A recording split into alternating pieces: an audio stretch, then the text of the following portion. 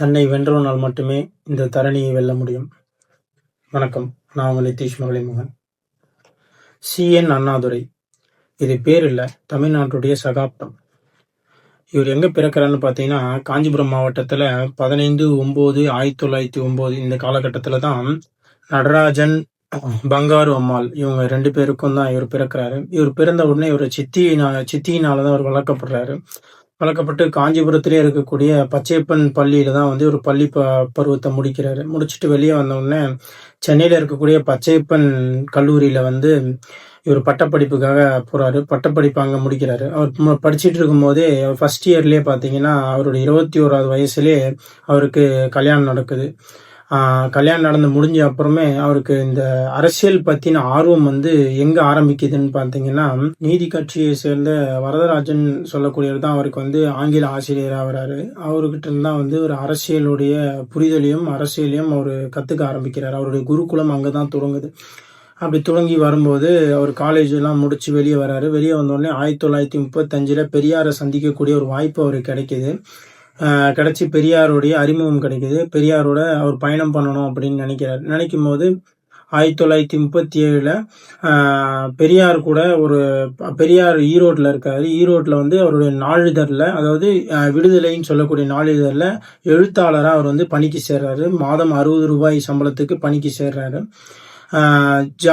ஜாதி மறுப்புக்காகவும் பகுத்தறிவுக்காகவும் படிப்பறிவுக்காகவும் அதுக்கப்புறம் பெண்ணர் விடுதலைக்காகவும் இதுக்கு எல்லாத்துக்காகவும் போராட்டம் நடத்தி பெரியாருடைய போர்ப்படை தளபதியாக மாறுறாரு.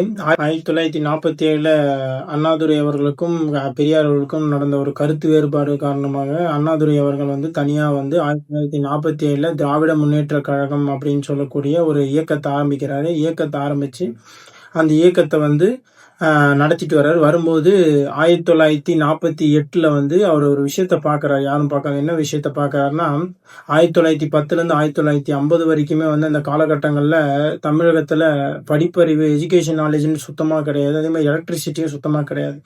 இந்த மாதிரி காலகட்டத்தில் இந்த குறு நாடகங்கள் மூலியமா தன்னுடைய வசனங்களையும் வச்சு அங்க இருக்கிற மக்கள்களையும் இளைஞர்களையும் கவர்ந்து இழுத்துட்டு வரும்போது 1947 காலகட்டத்துக்கு அப்புறம் அவர் சட்டமன்ற தேர்தலில் நின்று 15 எம்எல்ஏக்களையும் 2 எம்பிக்களையும் ஜெயிக்கிறாரு. அதுக்கு அடுத்து வரக்கூடிய 5 வருஷத்துக்கு அப்புறம் வரக்கூடிய 5 வருஷத்துக்கு வரக்கூடிய சட்டமன்ற தேர்தலையும் நின்று 50 எம்எல்ஏக்களை ஜெயிக்கிறாரு. ஆனா அவரு தோத்துடுறாரு. அந்த 2வதா நின்ன எம்எல்ஏ எலெக்ஷன்ல அவர் தோத்துடுறாரு.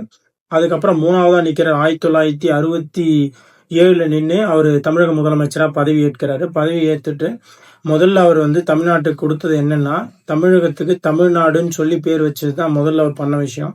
அதுக்கப்புறமேட்டு அவர் 1968 வந்து அவருக்கு புற்றுநோய் இருக்குதுன்னு கண்டுபிடிக்கப்பட்டு 1968 அவர் வந்து அமெரிக்காவுக்கு போறாரு. சிகிச்சைக்காக போய் 1969 ஜனவரியில வந்து லாஸ்ட்ல அவருக்கு வந்து அறுவை சிகிச்சை பண்ணப்பட்டு 3/2/1969 அதிகாலை 12 மணி அளவில் வந்து இறக்குறாரு அண்ணாதுரை அவர்கள். அவர் இறக்கும் போது கடைசியா என்ன சொல்றான்னு பார்த்தீங்கன்னா, you can be away from the political party but you cannot away from the political. நீ அரசியல் கட்சிகளிலிருந்து விலகி இருக்கலாம், ஆனால் நீ அரசியலிலிருந்து விலகி இருக்க முடியாது. நன்றி, வணக்கம்.